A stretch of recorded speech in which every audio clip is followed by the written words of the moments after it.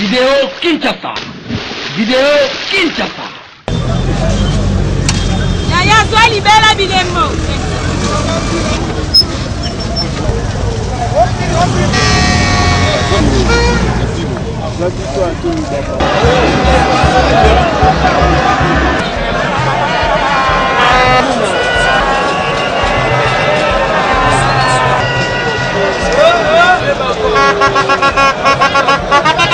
Vite à bas les sacs.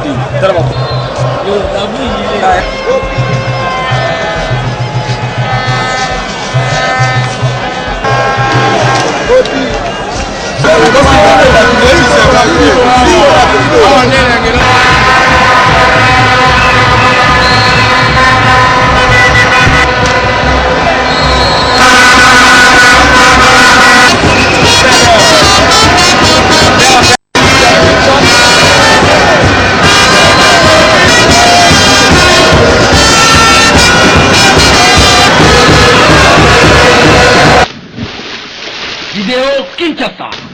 ビデオ切っちゃった。